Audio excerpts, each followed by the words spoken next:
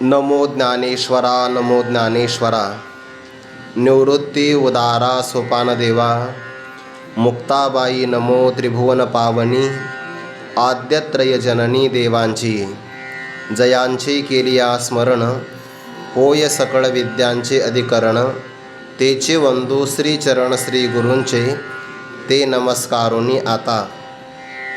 अर्जुन उवाच अयति श्रद्धयोपेतो योगाचलितमानसः अप्राप्य योगसंसिद्धिं कामगतिं कृष्ण गच्छति कच्चिन्नो भयविभ्रष्टश्छिन्नाभ्रमिव नश्यति अप्रतिष्ठो महाबाहो विमूढो ब्रह्मणपथि यतन्मे संशयं कृष्ण छेत्तुमर्हस्य शेषतः त्वदन्यसंशयस्यास्य छेत्तान्न ह्युपपद्यते परि अनेक एक गोसाविया मज संशय असे साविया तो वाचोनी फेडावया समर्थ नाही।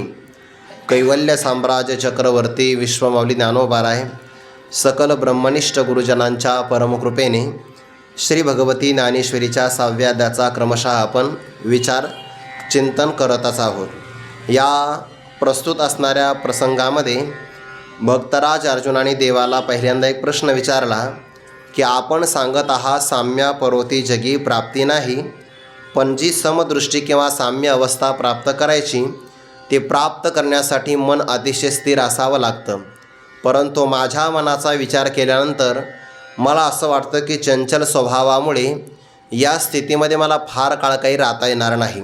त्याचं कारण चंचलम ही मन कृष्ण प्रमाथि बलवद दृढम तस्याहम निग्रहम मन्ये वायोरीव सुदुष्करम। स्वभावतः मन अतिशय चंचल आहे, प्रमथनशील असल्यामुळे ते शरीरासहित इंद्रियाला अत्यंत दुर्बल करतं।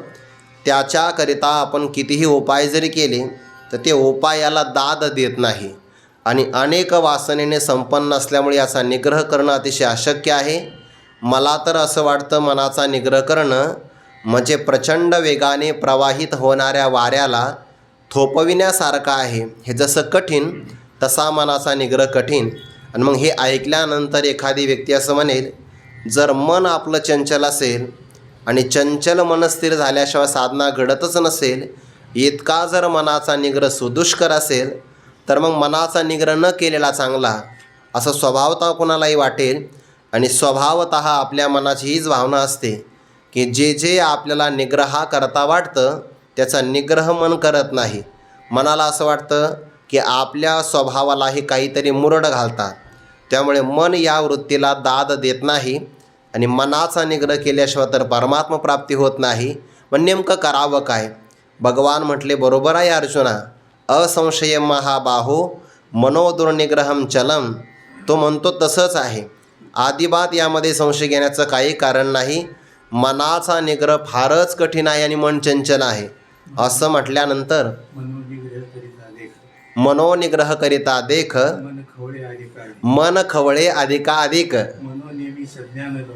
मनोनेमी सज्ञान लोक शिनले साधक साधनी।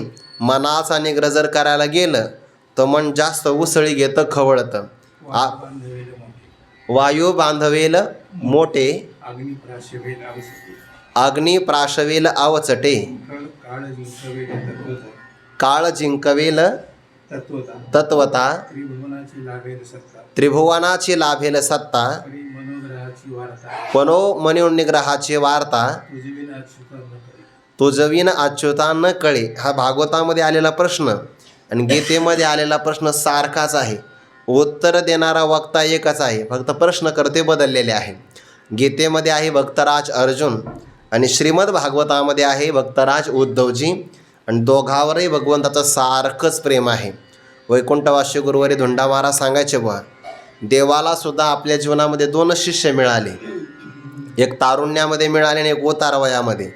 तारुण्यामध्ये मिळाले तर भक्तराज अर्जुन मिळाले आणि ओतार वयामध्ये निजधामाला गमन करत असताना उद्धवजी मिळाले। नाथ महाराजांनी विचार फार गोड सांगितला की भगवान आता निजधामाला जाणार, ब्रह्मशाप प्राप्त झाला, यादव कुलाचा नाश होणार, पण या ब्रह्मशापातून माझा उद्धव वाचला पाहिजे याकरिता भगवंताने ब्रह्मज्ञान सांगितलं। कारण ज्याला ब्रह्मज्ञान होतं त्याला ब्रह्मशाप लागत नसतो. ज्याला पाप पुण्याचं लागत नाही त्याला शाप आणि आशीर्वाद काय लागणार आहे. तो का म्हणे आम्ही झालो अग्निरूप लागो निदू पाप पुण्य अंगा.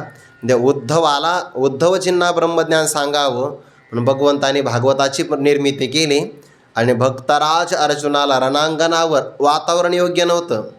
आपल्याला वातावरण तयार करावं लागतं. इथे वातावरण तयार नसताना सुद्धा ऐसी आसमयी कर्कशे भोगीच तस्वानंद राज्य कैसे आजी भाग्योदय हा नशे अनिके ठाई. तर त्या भक्तराज अर्जुनाकरता भगवंताने गीता प्रगट केली. गुरुवारी धोंडा महाराज सांगायचे देवाला सुद्धा 2 शिष्य मिळाले, एक अर्जुनजी आणि दुसरे उद्धवजी. पण देवापेक्षा माझं भाग्य मोठं आहे असं ते म्हणायचे की माझी ज्ञानेश्वरी ऐकण्यासाठी 3-3 मजले भारतात एवढे श्रोते आहे, फक्त अडचण एकही अर्जुनासारखा नाही असं ते विनोदाने म्हणायचे. पण देवाला 2 शिष्य मिळाले. तर ते उद्धवाकरता भगवंताने जे सांगितलं ते श्रीमद भागवत आणि त्यामध्ये आलेल्या सगळ्या ओव्या आहे. सज्ञान पुरुषांनी सुद्धा कष्टाने मनाचा निग्रह केला. साधक तर आपल्या मनाच्या समोर हात टेकून त्रस्त झाले, पण मनाचा निग्रह मात्र शक्य झाला नाही. अशक्य गोष्टी कदाचित शक्य होतील. अग्नीला प्राशन करता येईल, वायूला मोठेमध्ये बांधता येईल, पण मनाचा निग्रह मात्र कठीण. वायुरिव सुदुष्करम. आणि म्हणून भगवंताने अर्जुनाचं जे संभाषण आहे त्याचा तिरस्कार नाही केला. असंशयम महाबाहो मनोदुर्निग्रहम चलम. अर्जुना तो म्हणतो ना मनाचा निग्रह खरंच कठीण आहे. मग असं म्हणल्यानंतर आपल्याला असं वाटेल देवाने अनुमोदन दिलं, देवाने आपल्या मनाचा स्वीकार केला. देवसुद्धा म्हणतात मन निग्रह करण्याकरता कठीण आहे. अर्जुन जे म्हणतात दुष्कर आहे, निग्रह न केलेलाच बरा असं वाटेल कदाचित. परंतु असा तू शब्द आला ना संस्कृत भाषेमध्ये, तू म्हणजे मराठीमध्ये परंतु, पण परंतु शब्द आला की मागच्या वाक्याला फार महत्त्व राहत नाही. अभ्यासेन तू कोणतेय वैराग्येन च गृह्यते. पण अर्जुना वारंवार जर अभ्यास केला आणि वैराग्याचा आधार घेतला, अभ्यासाच्या मार्गाला मन लावलं तर मनाचा निग्रह करता येतो असं स्पष्ट पद्धतीनं सांगितलं. पण त्या बाबतीमध्ये मनुष्याने साधकाने मनाचा निग्रह करत असताना कधी खेदाला प्राप्त होऊ नये. पंचदशीकाराने उदाहरण दिलं आहे. उत्सेक उदधीर यद्वत कुशाग्रणैक बिंदुना मनसो निग्रहस्तद्वत भवेद अपरिखेदतः. मनाचा निग्रह फार कठीण आहे, परंतु कोणताही खेद न करता सुद्धा मनाचा निग्रह मात्र केलाच पाहिजे. पण कठीण आहे मान्य आहे, पण वारंवार जर अभ्यास केला, वैराग्याची जोड जर दिली तर मनाचा निग्रह होऊ शकतो. आणि भगवंताने पुढील श्लोकामध्ये सांगितलं, ज्याने आपलं मन कधी आवरलेलंच नाही, इंद्रियापर्यंत विषयापर्यंत इंद्रिय जाऊ देतो, त्या इंद्रियांच्या सहित मनालाही जाऊ देतो, असा जन्माला आल्यापासून तर अगदी विषय नावाच्या जळामध्ये ज्याने कायमचीच बुडी दिलेली आहे, ज्याला विषय त्याग करणं माहितीच नाही, तर त्याला योग साधना कधीही प्राप्त होऊ शकत नाही. परंतु ज्याने मनाचा निग्रह केला आहे, जो वारंवार प्रयत्न करतो, अभ्यास आणि वैराग्य नावाच्या उपायाने त्याला आपलं मन ताब्यात आणणं सहज शक्य आहे. म्हणून भगवान म्हणतात, अंगी योगाचे होय बळ, तरी मन केतोळे हे चपळ, काय महदादे सकळ आपण हे. अंगामध्ये जर आपल्याकडे योगाचं बळ असेल तर त्या योग बळाच्या समोर मनाच्या चंचलतेचं बलाचा निभाव लागणार नाही. हे ऐकल्यानंतर अर्जुनजी म्हणतात, खरं आहे, देव म्हणतात त्यामध्ये चूक नाही. आपल्या बोलण्यामध्ये चुकू शकतं बरं. ते तर अर्जुन म्हणे निके, देव बोलती ते न चुके. देव जे बोलतात त्यामध्ये चूक काढायची नसते. देवाचं सगळं बरोबर असतं, मानवाला कळत नाही. गुरुवारी श्री मारुती बाबा एक उदाहरण सांगत असत पाठामध्ये. काही माणसं देवाची चूक काढतात. एक प्रवासी प्रवास करत होता. प्रवास करता करता शेतकऱ्याच्या मळ्यामध्ये आला आणि नेमका कवठाच्या झाडाखालीच बसला. समोर कलिंगडाची त्याने बाग पाहिली, वेल पाहिली, भले मोठाले कलिंगडं लागलेले. आणि वरती कवठाच्या झाडाकडं पाहिलं तर लहान लहान आकाराचे कवठं लागलेले. तो मला देवाचं थोडं चुकलंच बघाय. या कलिंगडाची वेल आहे तर त्याला लहान लहान फळं द्यायला पाहिजे होते. एवढं मोठं कवठाचं झाड आहे त्याला कवटाशी कलिंगडाच्या आकाराचे लागले पाहिजे. जाऊ द्या म्हणे, एवढा हंगाम चुकला देवाचा, एवढा ऋतू चुकला तर काही हरकत नाही, पण आगामी येणाऱ्या पावसाळ्यापासून देवाने आपल्या चुकीत सुधारणा केली पाहिजे. मग असं त्याची थोडी बुद्धी जास्त चालली आणि त्याने आपल्या असणाऱ्या पिशवीतून एक कागद काढला आणि त्या कागदावर देवाला पत्र लिहिलं. स न विवी सप्रेम नमस्कार विनंती विशेष. आणि मग महोदय, आपणास ते कळविण्यास अत्यानंद होतो आहे आणि आपण आतापर्यंत सृष्टी चांगल्या प्रकारे चालवली, पण आपल्याकडून एक चूक झाली. बहुधा चूक निदर्शनास आणण्याकरता माझ्यासारखा हुशार कोणी भेटला नाही, परंतु जाऊ द्या. आता मी तुम्हाला सांगतो, पुढील येणाऱ्या हंगामापासून आपण सुधारणा करावी. कलिंगडाच्या वेलीला लहान लहान कलिंगड द्यावे आणि कवटाच्या झाडाला मोठी कलिंगडाच्या आकाराप्रमाणे फळं द्यावे. असं करून त्याने त्या पत्राला घडी घातली आणि ती आता देवाच्या मंदिरामध्ये जायचं. ते सूचना अभिप्रायाची वही असते किंवा दानपेटी, म्हणजे आपण दानपेटीतच पत्र टाकू आजचे दिवस. अशी त्याने घडी घातली आणि थोडा विश्रांती करू, उन्हाचा प्रहार जास्त आहे, थोडी विश्रांती करण्याकरता प्रयत्न करतो. गुरुवारी मारुतेवा सांगत असता त्या दिवशी त्याने हजामत केलेली होती आणि तेवढ्यामध्ये वाऱ्याची झुळूक आली आणि जे पिकलेलं कवड त्याच्या डोक्यात पडलं. 3 तास बेशुद्ध झाला आणि जागं झाल्यानंतर पाहिलं तर हे भलं मोठं टिंगूळ आलेलं. तो म्हणला, एवढंसं कवट पडलं वाऱ्याने तर एवढी वेदना होते. जर या कवटाच्या जागी एवढं कलिंगड असतं आणि ते जर वरून आपल्या डोक्यात पडलं असतं तर इथंच समाधी झाली असते आपली. यद्गत्वान निवर्तन्ते, देवाच्या गोष्टीमध्ये चूक काढू नये. देव बोलती ते न चुके, साचची योग बळेशी न तुके मनोबळ. पण तोच योग कसा आहे इतक्या दिवस आम्हाला परिचय झाला नाही, पण देवा तुमचा प्रसाद मिळाला म्हणून तुझेनी प्रसादे पुरुषोत्तमा, योग परिचय आम्हा झाला आजी. आज या वर्तमान काळात कुरुक्षेत्रावर आम्हाला योगाचा परिचय चांगला झाला, म्हणून मनाचं चंचलत्व आहे, पण अभ्यास आणि वैराग्याची जोड मिळाली तर अभ्यास वैराग्याभ्याम तन्निरोधः, त्या मनाचा निरोध करता येतो, या बाबतीमध्ये संशय नाही. पण पुढच्या 3 श्लोकामध्ये आलेली जी शंका आहे ना, ते इतके महत्त्वाचे आहे. साधकाच्या जीवनामध्ये या शंकेला फारच महत्त्व आहे. आपल्या मनामध्ये सुद्धा बऱ्याचदा ही शंका येते. कधी आतून येते तर कधी समाजातले लोक जेव्हा आपल्याला विचारतात तेव्हासुद्धा आपल्या मनामध्ये हा विचार येतो. भक्तराज अर्जुनाने प्रातिनिधिक स्वरूपाने हा आपला विचार केला. या श्लोकाची प्रस्तावना थोडी बारकाईने ऐका. आता एखादा साधक असा असतो, तत्वतः पहिल्यांदा पाहिलं तर या जगतामध्ये साधकांची संख्याच फार कमी आहे. म्हणजे मानवाचे प्रकार 4 आहेत: पामर, विषयी, जिज्ञासू आणि मुक्त. आता 4 प्रकार आहेत. आपल्याला असं वाटेल जगामध्ये 25% पामर, 25% विषयी, 25% जिज्ञासू साधक आणि 25% सिद्ध महात्मा. असं नाही आहे, फार कमी आहे. सर्वात कमी संख्या आहे सिद्ध महात्म्यांची, ज्याला मुक्त असं म्हणतात. जो जागृती, स्वप्न, सुषुप्ती किंवा स्थूल, सूक्ष्म आणि कारण या संघातापासून जो मुक्त झालेला आहे आणि आपला आत्मा ब्रह्मस्वरूपाने व्यापक आहे, असं ज्याला संशय विपर्यरहित ज्ञान झालं, तो जिवंत असताना मुक्त. असा जीवनमुक्त या जगतामध्ये फार कमी आहे. म्हणून देवाला म्हणावं लागलं, वासुदेव सर्वमिती स महात्मा सुदुर्लभ, हा अत्यंत दुर्लभ आहे. त्या मुक्त महात्म्यापेक्षा थोडी जास्त संख्या आहे साधकांची. साधक थोडे जास्त प्रमाणात आहे. साधकांपेक्षा जास्त संख्या विषयी पुरुषांची आहे आणि सर्वात जास्त संख्या पामराची आहे. बरेच माणसं पामर असतात, पण त्यांना पामर म्हणलं की त्यांना ते आवडत नाही. त्यांना असं वाटतं आम्हाला कोणीतरी फार मोठं उच्च पदस्थ समजलं पाहिजे. पण आता हे लक्षणावरून कळतं, ज्याचं जीवन निषिद्ध विषयामध्ये आसक्त आहे आणि ज्याला कोणत्याही प्रकारचा शास्त्र संस्कार अजिबात नाही, त्याला म्हणतात पामर.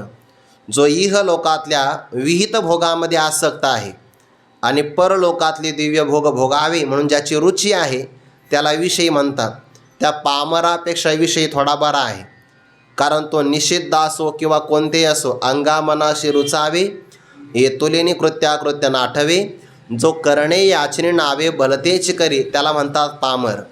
त्यापेक्षा विषयी पुरुष थोडासा बरा आहे, फारच बरा नाही, पण त्याची अपेक्षा आहे म्हणते संसारी जन्मीजे, यज्ञाधिक कर्म कीजे, मग स्वर्गसुख भोगीजे मनोहर.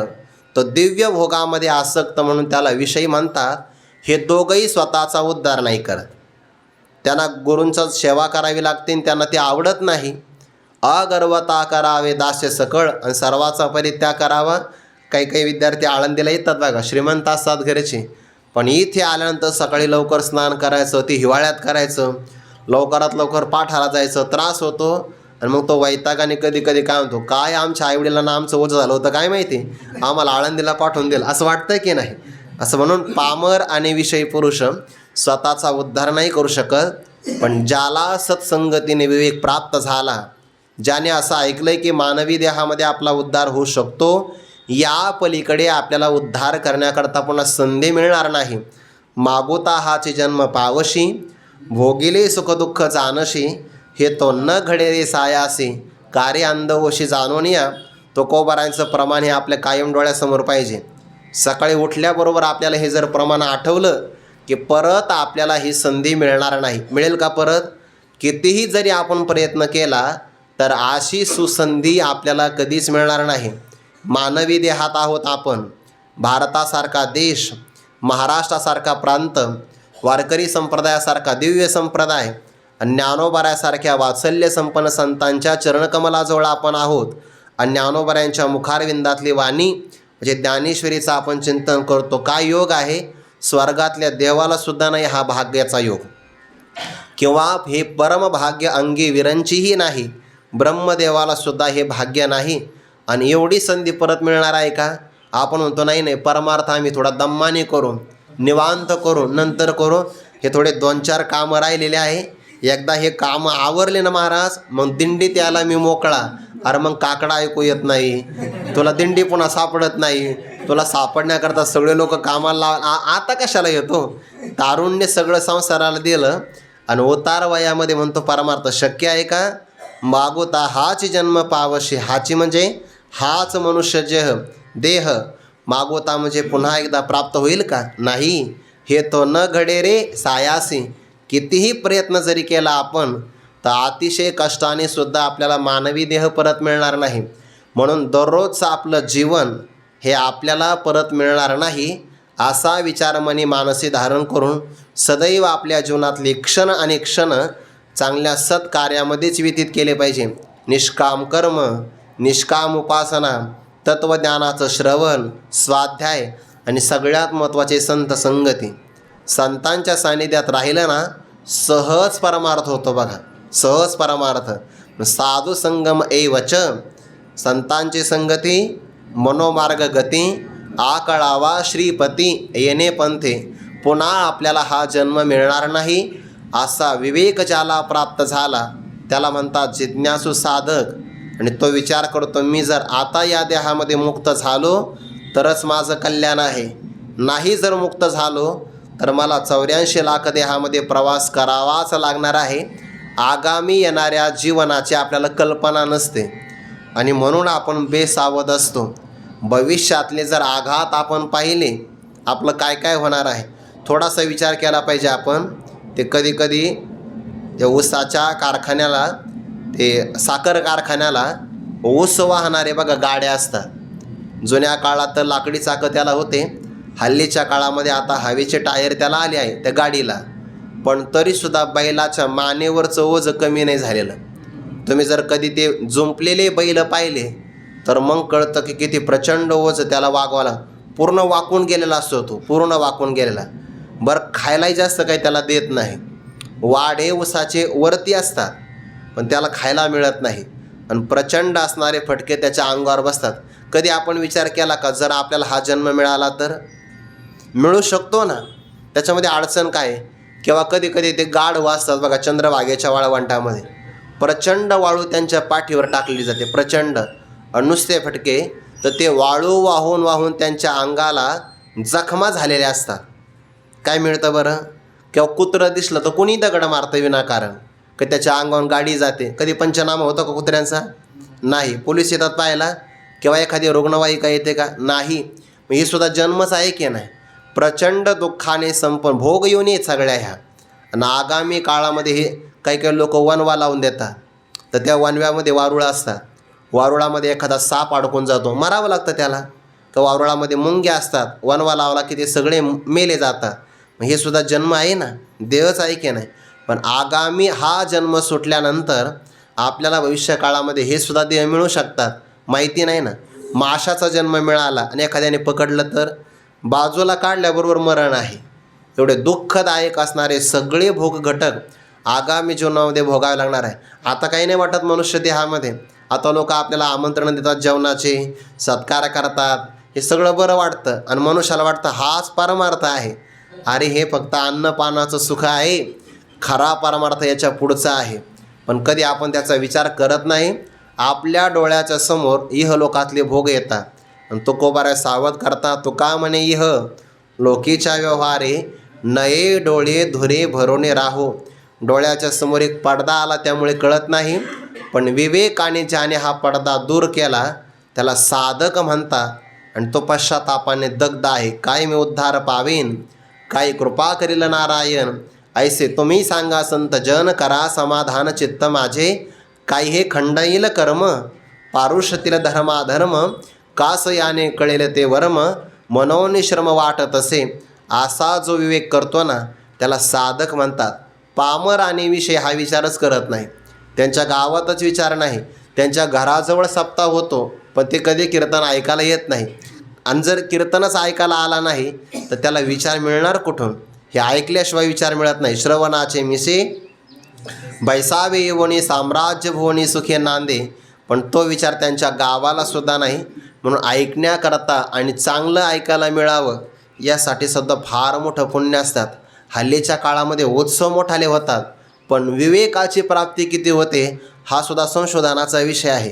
फार मोठा खर्च होणं म्हणजे फार मोठा परमार्थ होणं नाही. फार मोठे उत्सव होतात, स्पर्धेनं होतात ते, पण त्याच्यामध्ये परिवर्तन किती होतं. किती लोक गळ्यामध्ये तुळशीची माळा परिधान करतात, किती जण ज्ञानेश्वरी वाचण्याचा संकल्प करतात. मोठ्या मोठ्या कार्यक्रमात चोऱ्या जास्त होतात.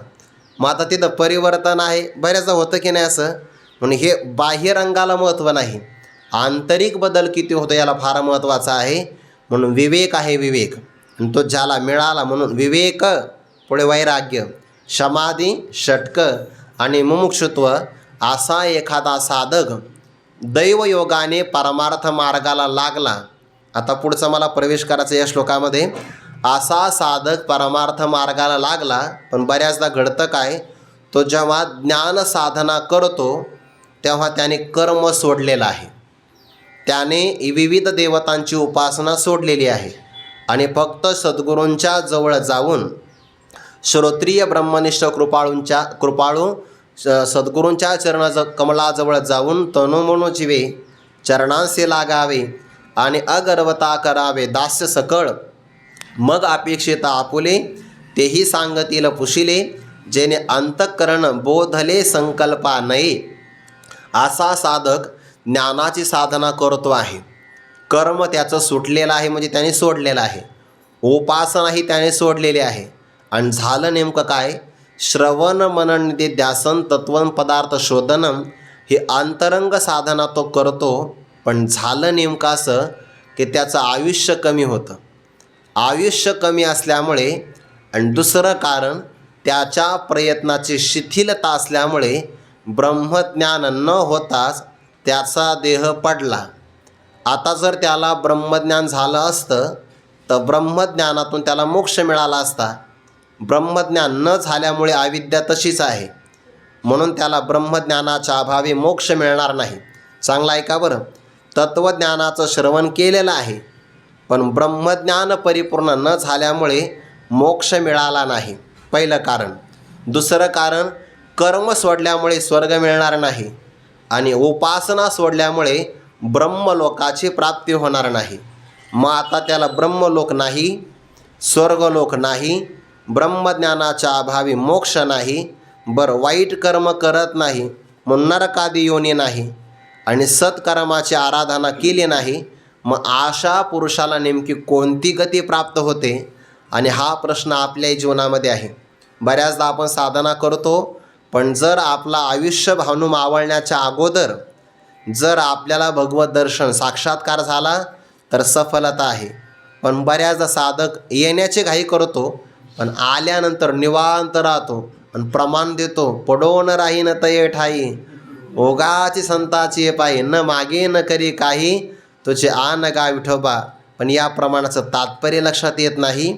संतांच्या चरणकमलाजवळ आल्यानंतर आता न मगे देवा मी तुम्हाला काही मागणार नाही, आणि संतांनी सांगितलेल्या साधने वाचून न करी काही, दुसरी कोणते साधनाही करणार नाही, ते जे सांगतील ना ते मी करणार. संताची पायी हा माझा विश्वास, सर्व भावे दास झालो त्यांचा, तुका म्हणे शेष, घेईन आवडी वचन न मोडी, बोली लेते म्हणून न मागे न करी काही.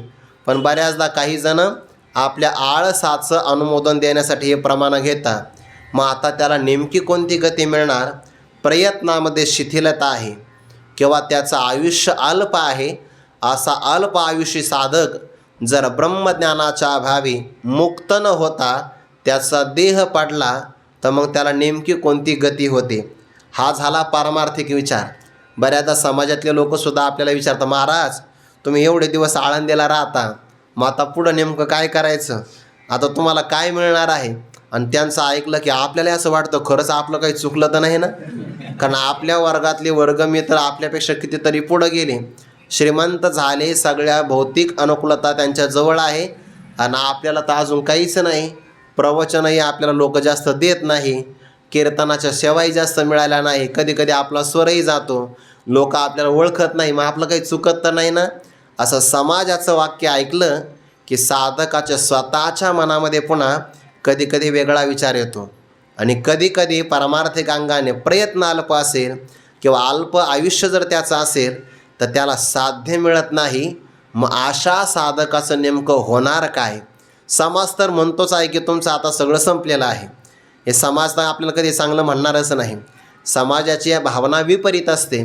त्यामुळे या साधकाची नेमकी काय गती प्राप्त होईल असा भक्तराज अर्जुनाने देवाला प्रश्न विचारला. आणि तो प्रश्न आला आहे 3 श्लोकामध्ये. अर्जुन उवाच अयतिः श्रद्धया उपेतः योगाचलितमानसः अप्राप्य योगसंसिद्धिं कां गतिं कृष्ण गच्छति कच्चित् न उभयविभ्रष्टः छिन्न अभ्रम इव नश्यति अप्रतिष्ठः महाबाहो विमूढः ब्रह्मण पथि एतत् मे संशयं कृष्ण छेतुम् अर्हसि अशेषतः त्वत् अन्य संशयस्य अस्य छेता न हि उपपद्यते. असा श्लोकाचा पदच्छेद आहे. क्रमाक्रमाने अर्थ बघा. अर्जुन उवाच, अर्जुनजी म्हणता कसाय म्हणे तो साधक अयतिः. यती म्हणजे प्रयत्न करणारा, यतमान संस्कृतमध्ये शब्द यतते म्हणजे प्रयत्न करणारा. तर जो प्रयत्न करतो त्याला यती म्हणतात. आणि म्हणजे नाही, जो अजिबातच प्रयत्न करत नाही तसा अशब्दाचा न असा अर्थ नाही घ्यायचा. तर त्या अशब्दाचे अर्थ अनेक होतात. तर इथे अल्प अर्थामध्ये नय शब्द घ्यायचा. अल्पार्थे नय म्हणजे जेवढे पाहिजे तेवढे वेगात प्रयत्न न करता जो अल्प प्रयत्न करतो. म्हणून अशब्दाचा अर्थ काय करायचा? अल्प यती म्हणजे अल्प प्रयत्न करणारा यती असा अर्थ घ्यायचा. अशब्दाचे अनेक अर्थ होतात. कधीकधी अशब्दाचा अति असा अर्थ होतो. जसं की त्या भगवंताला नेण्याकरता अक्रूर जे आले की नाही, मग ते नाथ महाराजांनी त्या गवळणीचं वर्णन केलं आहे. अक्रूरा चांडाळा तुझं कोणी धाडिले नाम तैसी करणी. तुझं जसं नाव आहे ना तशी तुझी करणी आहे. तर आपण अशब्दाचा त्या गवळणीमध्ये म्हणजे नाही आणि क्रूर म्हणजे वाईट वागणारा. जो अजिबात वाईट वागत नाही त्याला अक्रूर म्हणतात. म्हणजे अक्रूराचं नाव कसं आहे? क्रूर वागत नाही. आणि गवळणी तर म्हणतात की तुझं नाव तशा प्रकारची करणी आहे. म्हणजे भगवंताला घेऊन चालला वियोग होत आहे म्हणजे क्रूरतेचीच भूमिका आहे की नाही. मग तिथं अशब्दाचा नाही असा अर्थ नाही करायचा. मग म्हणजे अत्यंत क्रूर आहे तू असा अर्थ घ्यायचा. अशब्दाचे अनेक अर्थ होतात, प्रामुख्याने 6 अर्थ होतात.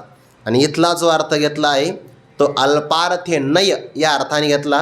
नय समास आहे ना, तर नय समासातला अर्थ करत असताना ज्याचे प्रयत्न फार मोठे नाही, म्हणून तिथं अर्थ घ्यायचा अयती म्हणजे अल्प प्रयत्न करणारा यती. आणि अक्रूर शब्दाचा तिथं गवळणीमध्ये अर्थ घ्यायचा अत्यंत क्रूर असा अर्थ गवळणीच्या भूमिकेतून घ्यायचा.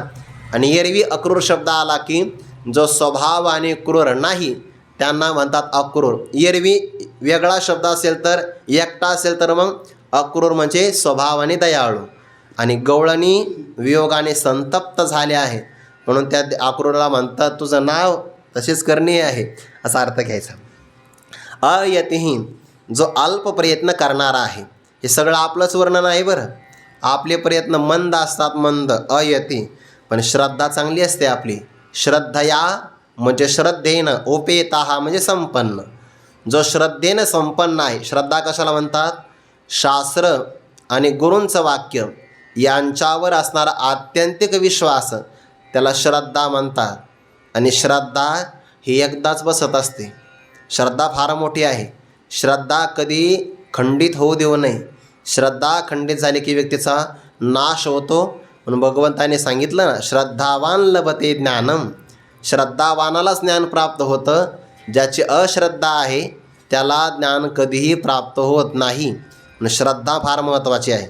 गीतेमध्ये एक शब्द आहे बघा, ते श्लोकामध्ये राजविद्या राजगुह्यम पवित्रमिदमुत्तमं प्रत्यक्षावगमं धर्म्यं सुसुखं कर्तुमव्ययम् अश्रद्धाधानाः पुरुषा धर्मस्यास्य परंतप अप्राप्य माम निवर्तन्ते मृत्यू संसार वर्तमने. आला की नाही गीतेमध्ये विचार?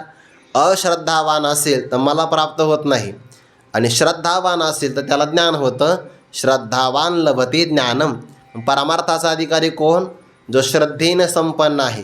शास्त्रावर आणि संत वाङ्मयावर, गुरूंच्या वचनावर ज्याला आत्यंतिक विश्वास आहे. आपला विश्वास आहेच ना, म्हणून तर आपण स्वाध्याय करतो. श्रद्धेनं संपन्न आहे, पण जेवढ्या वेगात प्रयत्न करायला पाहिजे तेवढे वेगात प्रयत्न होत नाही. म्हणून हे वर्णन आपलंच आहे. अयती श्रद्धयोपेतो. पुन्हा कसा आहे? योगाचलित मानसहा. चलित मानस, मानस म्हणजे अंतकरण. ज्याचं अंतकरण ब्रह्मज्ञानापासून किंवा भगवत प्राप्तीच्या योगापासून चलित झालेलं आहे. कधी झालं? एकतर अंतकाळामध्ये झालं. अंतकाळामध्ये याचं स्मरण नाही झालं तरी मनुष्याचं मन चंचल होऊ शकतं. काही माणसं आयुष्यभर फार चांगले राहतात, असं विनोदाने ऐकता येतात, आणि आयुष्याच्या शेवटी त्यांना काहीतरी चुकीचं खावंसं वाटतं. नाही म्हणे आम्हाला आहे ना आयुष्यभर ते मिळालं नाही, आता मरायचा प्रसंग आला ना, नाही म्हणे पण इच्छा तशीच राहा. मग घरचे लोक ते जाऊ द्या बुवा, त्यांची वासना राहील, करा तेवढं. म्हणजे काय झालं? आयुष्यभर चांगलं सांभाळलं आणि शेवटी दुर्बुद्धी झाली. तसंही होऊ शकतं अंतिम काळामध्ये सुद्धा. म्हणून हे सगळं सांभाळावं लागतं बरं. म्हणून आधी जो अभ्यास केला तो मरण न येता निमोने गेला. वाया आयुष्य वेळा आपला अंधारे घेवसी. म्हणून हे सगळे शेवटीपर्यंत जतन करावं लागतं. ते आपण उदाहरण काय सांगतो. एक 5 वर्षाची मुलगी, तिच्या घरासमोर एक साधू महात्मे राहायचे, स्वच्छ कपड्यामध्ये राहायचे. मग त्या मुलीने विचारलं, बाबाजी आपण साधू आहात? बाबाजी म्हणले, बाई मी तुला पुढच्या वर्षी सांगेन मी साधू आहे की नाही म्हणून. ती पुढच्या वर्षी परत आली, तिचं वय वाढत गेलं. म्हणजे बाबा तुम्ही खरेच साधू आहात का? म्हणे नाही नाही मी तुला पुढच्या वर्षी सांगेल. असं करता करता त्या मुलीचं लग्न झालं. लग्न होऊन पुन्हा ती माहेरी आली, राहिली. पुन्हा तोच प्रश्न विचारला. म्हणजे साधूने सांगितलं मी तुला काही दिवसानंतर सांगेन. साधूचा अंतकाळ जवळ आला आणि मग साधूने निरोप पाठवला की माझ्या घरासमोरच्या त्या मुलीला जरी ती सासरी असेल त्याला बोलावून घ्या. ती मुलगी घाईघाईने आली आणि म्हणे बाबा मी तुम्हाला आयुष्यभर प्रश्न विचारला, तुम्ही साधू आहात की नाहीत? मग साधूने सांगितलं आज मी तुला सांगतो मुली कन्या की आज मी खरा साधू आहे. म्हणे मग एवढं एकच वाक्य तुमच्या पाठ नव्हतं का? मी खरा साधू आहे. इथं आम्ही 6 महिन्यात कीर्तन पाठ करतो, एवढं वाक्य पाठ नाही आहे ना का? म्हणे अगं तसं नाही म्हणे. साधू जीवन फार कठीण आहे. मरणाच्या क्षणापर्यंत कधी पाय घसरेल, कलंक लागेल किंवा काम क्रोधाधिक विकार कसा आक्रमण करतील सांगता येत नाही. मी शेवटपर्यंत जतन केलं. आता माझा 1 पाऊल स्वर्गात आहे आणि 1 पाऊल मृत्यू लोकात आहे. आता मी माझ्या भूमिकेपासून किंवा माझ्या स्वरूपाच्या प्राप्तीपासून चलित होणार नाही. पण विश्वासाने सांगतो आज मी खरा साधू आहे. कधी सांगता येत नाही, शक्यता नाही. गुरुवारी डॉक्टर बाबा एक काशीमध्ये घडलेलं उदाहरण सांगतात पाठामध्ये. मनुष्याने कधी अभिमान बाळगू नये. हे काशीमध्ये एक विद्वान व्यक्ती होते, 4 वेद कंठस्थ होते.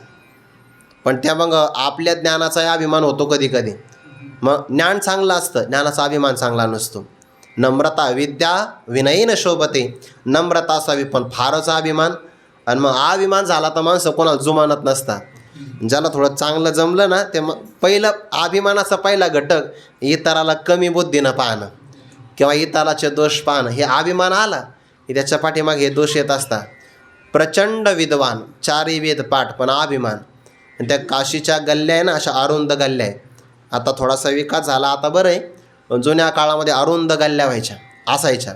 त्या अरुंद गल्लीमधून एक समोरून रेडा किंवा म्हैस आली आणि ते उधळल्यामुळे लोक धावाधाव करू लागले.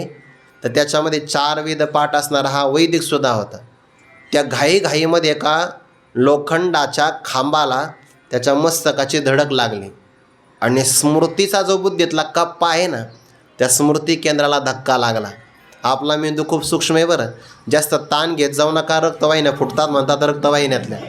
फारही ताण नाही घ्यायचा, आपलं साधना करायची निवांत. लय भविष्याचा विचार नाही केला पाहिजे, कसं होईल, जसं व्हायचं तसं होईल. यद भावी न तद भावी, भावी चिन्ह तद अन्यथा, इति चिंता विशोग्नोयम बोधो भ्रमनिवर्तका. आजचं जे आहे ते चांगलं आनंदाने जगलं पाहिजे. तर उद्या कसं होईल, म्हणजे उद्या कसं होईल या चिंतेमध्ये आजचा दिवस गेला ना फुकट. जे व्हायचं ते होईल, आनंदात राहिलं पाहिजे, फार ताण नाही घ्यायचा. ते स्वामी महाराजांचं एक वाक्य सांगतात. स्वामी महाराजांनी संन्यास घेतला आणि त्यांचे कोणतरी नातेवाईक मुलगी होती. ही मुलगा काय मरण पावलं, ती मोठ्याने रडू लागली. स्वामी महाराज संन्यास होते. मग काय झालं म्हणे, अहो मामाचं म्हातारापणात कसं होईल. मग काय झालं, एकुलता एक मुलगा मरण पावला. स्वामी महाराज जास्त मोठ्याने रडू लागले. लीला असते महापुरुषांची. म्हणे तुम्ही का रडता. अहो म्हणे कमीत कमी तुला मुलगा तरी होता, घरदार आहे, मला तर काहीच नाही, माझं कसं होईल. मग ते बाची म्हणले, अहो स्वामी महाराज मी आहे ना तुम्हाला. स्वामी महाराज म्हणले, मग मी तुम्हाला आहे, रडण्याचं काय कारण आहे. उगाच चिंता करत बसा भविष्यात काय होईल. जे व्हायचं ते होईल. साधकाची तयारी ही असावी, जे व्हायचं ते होईल, पण आता या मार्गापासून मी चलित होणार नाही. ते स्मृतीच्या केंद्राला धक्का लागला आणि परिणाम 4 वेद विसरले. आता तो असणारा वैदिक ज्याला अभिमान होता, भूक लागली तरी सांगू शकत नव्हता. लोक म्हणायचे ज्या अर्थी हा रडतोय याचा अर्थ याला भूक लागली. मग भूक लागली तर खायला प्रारंभ करायचा. पण आता आपलं पोट भरलं, आता हे बंद करावं हेही कळत नसायचं. प्रचंड खाल्ल्यामुळे पुन्हा पोट दुखायचं, गडबडा जमिनीवर लोळायचा. म्हणून फार अभिमान होऊ देऊ नये, हे शेवटच्या क्षणापर्यंत सांभाळावं लागतं.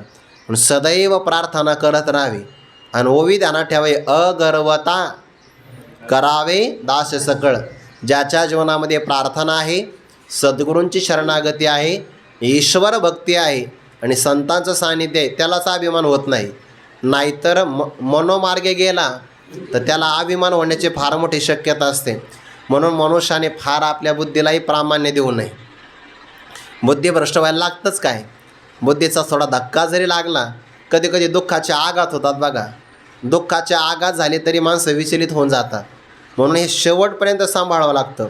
आणि असं ज्याचं आपल्या साधनेपासून अंतःकरण चंचल झालेलं आहे, श्रद्धेनं संपन्न आहे, पण काय करावं, प्रयत्न कमी करतो आणि योगापासून त्याचं मन चलित झालेलं आहे, तर मग मिळत त्याला काय नाही, योग संसिद्धम अप्राप्य. योग संसिद्धी म्हणजे योग साधनं मिळणारी सम्यक प्रकारची सिद्धी, म्हणजे आत्मप्राप्ती ज्याला म्हणतात किंवा मोक्षसिद्धी म्हणतात, ते त्याला तर काही मिळाली नाही. का मिळाली नाही आपण आत्ताच पाहिलं. अल्प आयुष्य होतं, प्रयत्नाचा अभाव होता, ब्रह्मज्ञान झालंच नाही. आणि ब्रह्मज्ञान न झाल्यामुळे मोक्ष नावाच्या योग संसिद्धीचा योग जीवनात आला नाही. म्हणजे संसारही सुटला होता आणि परमार्थही पूर्ण मिळाला नाही. हे बऱ्याचदा आपलंही घडण्याची शक्यता असते बरं.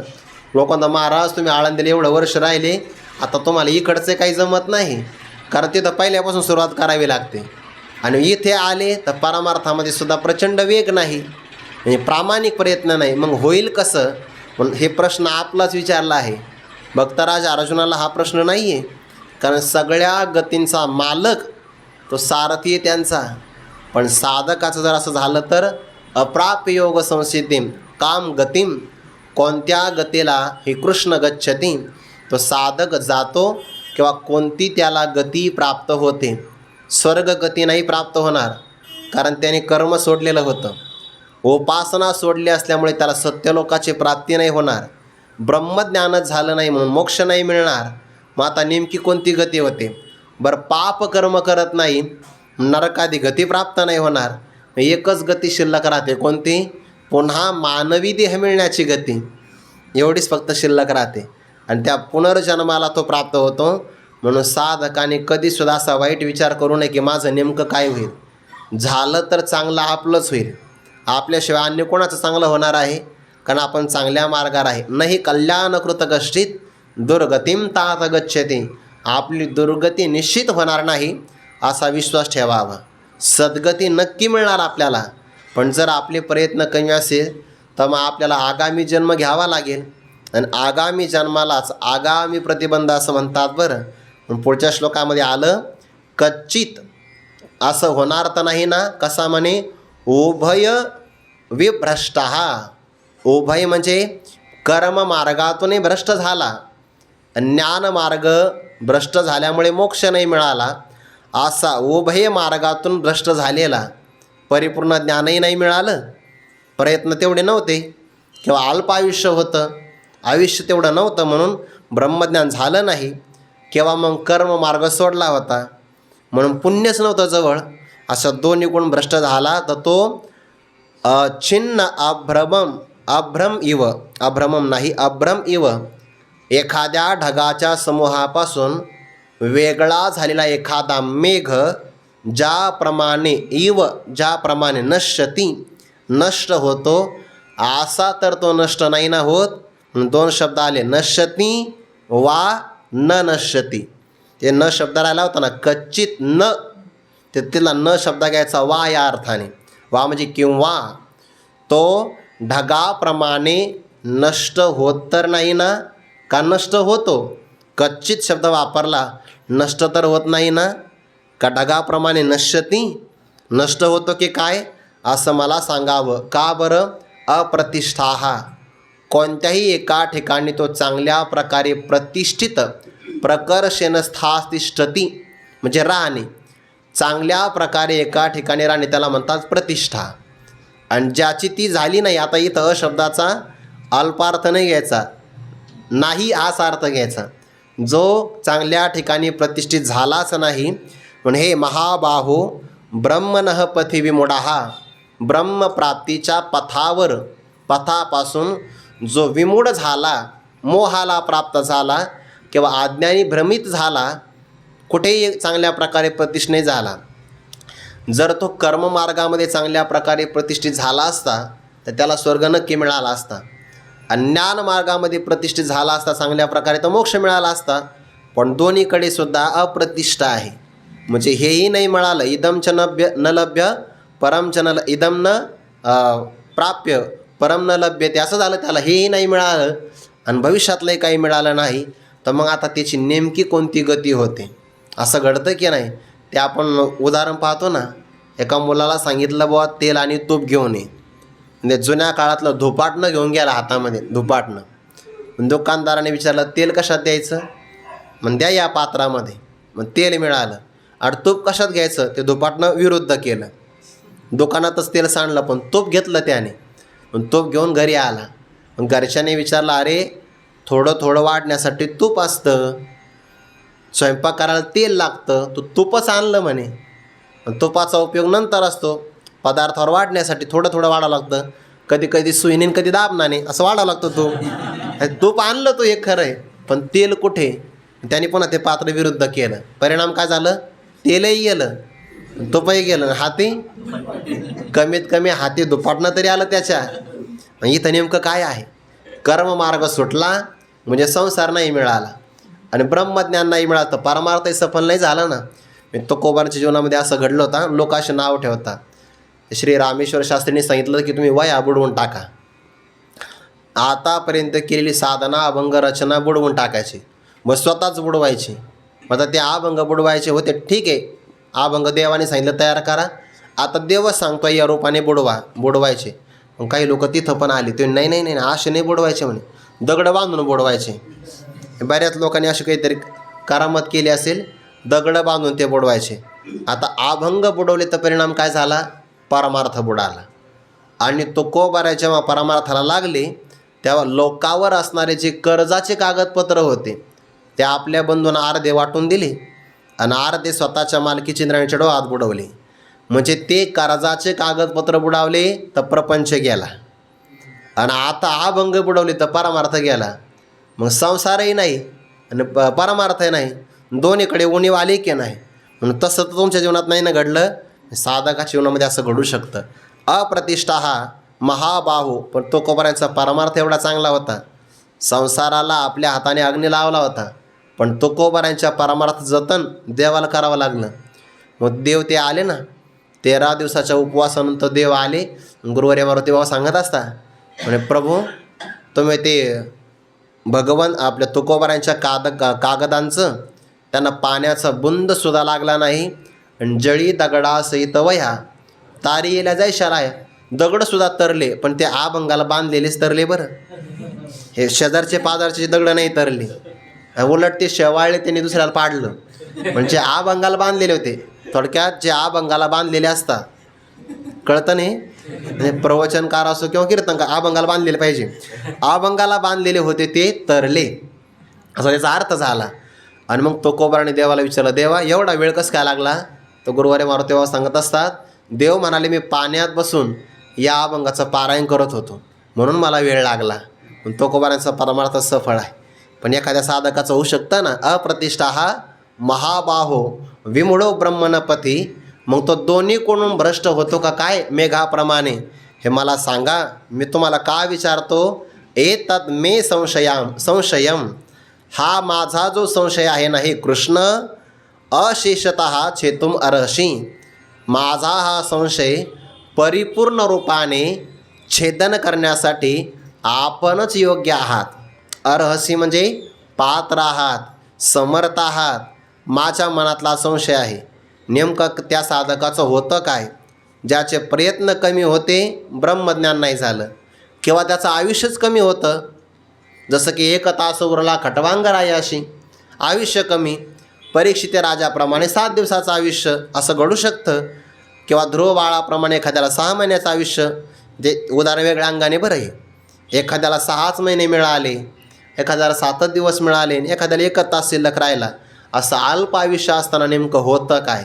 म्हणून एतद मे संशयम कृष्ण छेतुम अर्हसी अशेषतः, संशय परिपूर्ण नष्ट झाला पाहिजे, आणि तो तुम्ही नष्ट करू शकता. त्वद अन्य अश संशयश्च छेता नाही उपपद्यते. प्रभू तुमच्या व्यतिरिक्त, प्रभू म्हणतील या जगामध्ये खूप मोठे महात्मे आहे, खूप मोठा नावलौकिक आहे त्यांचा, प्रसिद्ध आहे ते. जा त्यांच्या आश्रमामध्ये शरणागती कर आणि त्यांना या संशयाचं तू निराकरण कर. तर भक्तराज म्हणतात नाही नाही, त्वद अन्य तुमच्यापेक्षा वेगळा, त्वद अन्य तुमच्यापेक्षा वेगळा, अस्य संशयस्य या संशयाचं छेदन करणारा, या संशयाला तोडून टाकणारा, नाही उपपद्यते, दुसरा मला कोणीसुद्धा आढळत नाही. याला म्हणतात निवड. साधकाने निवड करण्यामध्ये चुकू नये. भक्तराज अर्जुन म्हणतात, देवा तुमच्यापेक्षा वेगळा मला कोणी दिसत नाही. याच्यातून अर्जुनाचा विवेक कळतो की आपण विचारावं तर योग्य व्यक्तीलाच विचारावं. म्हणून तर शास्त्रामध्ये श्रोत्रियता, ब्रह्मनिष्ठता आणि कृपाळुता आली बघा. साधकाच्या संशयाचं निराकरण करण्यासाठी वेदशास्त्राचं अध्ययन असलेला गुरु असावा. जर एखाद्याचं वेदशास्त्राचा अध्ययन नाही, ब्रह्मनिष्ठ आहे, तर त्यांच्यावर श्रद्धा ठेवली तरी पण उत्तम अधिकाऱ्याचा उद्धार होतो. पण ज्याला संशय फार येतात, हे विचारसागरामध्ये अधिकारी आले बघा. ज्याला अजिबात संशय नाही तर तो तत्वदृष्टी, ज्याला थोडे संशय आले मध्यम अधिकारी अदृष्टी, ज्याला फार शंका आल्या तो कनिष्ठ अधिकारी तर्कदृष्टी, फार संशय आले त्याला. वर्गात पण विद्यार्थी असतात, ज्याला गणित सांगितलं ना पहिल्या बाकावर बसलेला संशयच येत नाही, 4 + 4 = 8 हे त्याला कळतंच. मधल्यांना थोडं सांगावं लागतं. म्हणजे 4 फळं फळ्यावर लिहायचे, पुन्हा 4 फळण मग गणित करून दाखवावं लागतं. त्यांनाही फार संशय येत नाही. मागच्यांना संशय येण्याचं काही कारणच नाही, कारण गुरुजी निवृत्त होतात, पण ते मात्र तिथंच ते त्यांचं म्हणजे जन्मसिद्ध अधिकार असतो. पण काहीला मात्र मधल्याला संशय येऊ शकतो. बरं, मागच्याला संशय येत नाही कारण कळतच नाही. पुढल्याला संशय काय येत नाही, कारण त्याला चांगलं कळतं. पण मधल्या असणाऱ्या व्यक्तीला संशय येतो की काल म्हणले होते 4 + 4 8, आज म्हणतात 5 + 3 8, थोड्या वेळानं पुन्हा म्हणते 6 + 2 8, 7 + 1 0, आपला 8 + 0, या सगळ्यांची बेरीज 8च झाली की नाही, असं मधल्याला संशय येतो. आणि संशय चांगला असतो, पण तो फेडला पाहिजे, दूर झाला पाहिजे, नाहीतर मग संशय वाईटसुद्धा तेवढाच आहे. म्हणून संशय आवणी थोर, अनेक नाही पाप घोर, हा विनाशाची वागोर प्राणी असी. मग संशयाचं निराकरण कोण करू शकतो? ज्याला निसंशय ब्रह्मज्ञान झालं, ज्याचा अधिकार वेदशास्त्रातला आहे, त्याला संशयाचं निराकरण करता येतं. मग देवासारखा कोणीच निराकरण नाही करत, ही अर्जुनाची निवड आहे. मी देवापेक्षा अन्य कोणाला निवडणार नाही, ही अनन्यता आहे, अनन्यता आहे. आणि देवासारखा सांगणारा हे भक्तराज अर्जुनाचं भाग्यसुद्धा आहे. म्हणून त्वद अन्य हा संशयस्य अस्य चेता न ही उपपद्यते. तुमच्यापेक्षा दुसरा माझं या संशयाचं निराकरण करणार नाही म्हणून देवा सांगा, त्या साधकाला नेमकी कोणती गती प्राप्त होते, असं गोड विचार आहे. आपण चिंतन या ओव्यांचं आता उद्या करू. पुंडलिक वरदारी विठ्ठल श्री ज्ञानदेव तुकाराम मौली ज्ञानेश्वर महाराज की जय. जगद्गुरु तुकाराम महाराज की जय. सद्गुरु जोग महाराज की जय.